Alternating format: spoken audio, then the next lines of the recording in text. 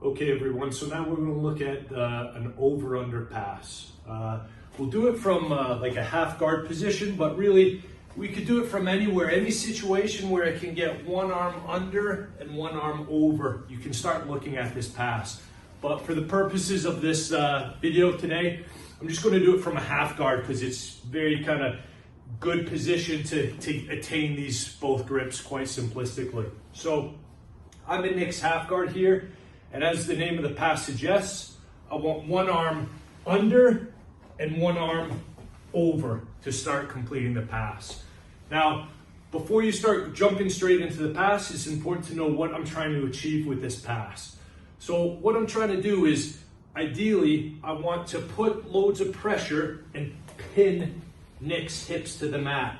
If I can do that with that pressure, it really limits his movement and escaping options. It also makes it then easier to get past this leg and complete the pass altogether. So the grip I like to get when I'm going for this to really get a good control of Nick's left hip here is what I like to do is I like to cinch obviously below the leg, and I'm trying to shelve almost like his upper hamstring or buttock right onto my shoulder. Yeah, to hold that, pinch that in tight, I reach around and I'm trying to grab his belt here. I want to grab his belt, and then when I pull it in, drop my shoulder, I'm kind of holding it all here. So I'm nice and strong when I'm holding and pinching my elbow in tight. I don't want much space because if I try this pass and it's too loose, I'm not controlling the hip. Notice, even then, he's able to hip out. I've got no control of that hip. I can't pin it from there. Also, a little detail, if I don't have pressure on his glute or his hamstring, if he can connect his foot to the mat, he's going to use that, as you can see, to shift his hips out. So I'm going to lose control of his hips. So really important details this to really pin and control the hips. So I swing this hand underneath. I like grabbing the belt and I go 4 fingers in and get a good grip of this belt here.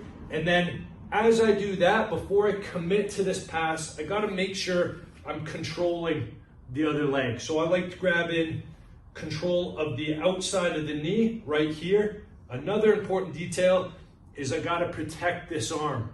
So if I go down here, and you can see if I leave that elbow flared, Nick's gonna attack it, yeah? So as I do this, I gotta straighten this arm and keep it really tight to my body. I'm also, as I'm doing this, I'm driving my weight this way. My head is gonna come right past his ribs and almost connect to the mat here. So it's not something that I can slowly, systematically set up.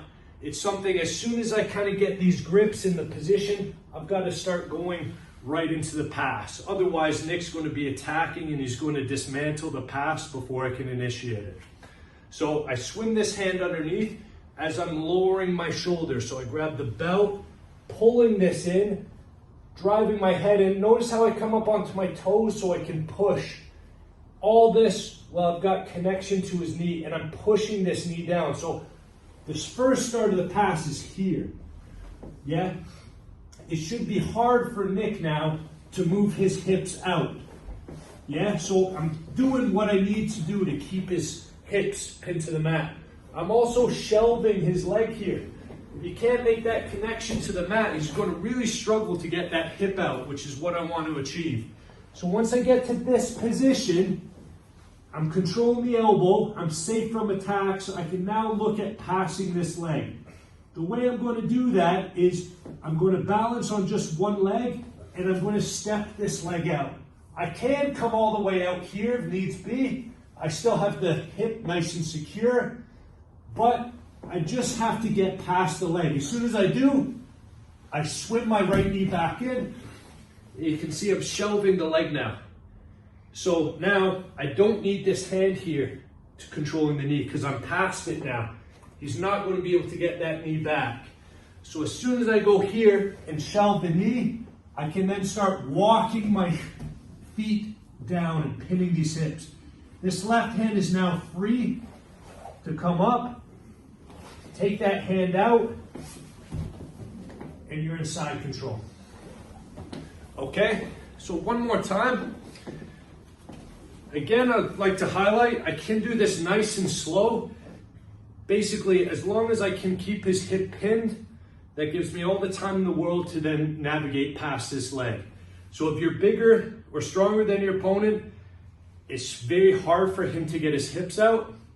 But conversely, if my opponent's bigger and stronger than me, and I'm a smaller guy, I'm gonna just have to do this a bit quicker because I'm not gonna be able to pin a stronger opponent's hips for that long. So if I wanna do this quick, I can just exactly the same and just get past that leg, shelve it, arm out, and pull in. So although it's known as like a pressure pass because there is a lot of pressure on his hips, it's also one you can be kind of explosive with or quick with. So as long as I'm pinning my opponent's hips to the mat, as long as I can keep his hips pinned, it just gives me a lot of time to get past this leg. But yeah, big important detail is to pin this hip. A lot of times I see people committing to passes and they've got no control of the hip. Unless I pin the hips, it's going to be really difficult to navigate past the leg and control my opponent. But yeah, have a go with that pass, guys, and let us know how you get on.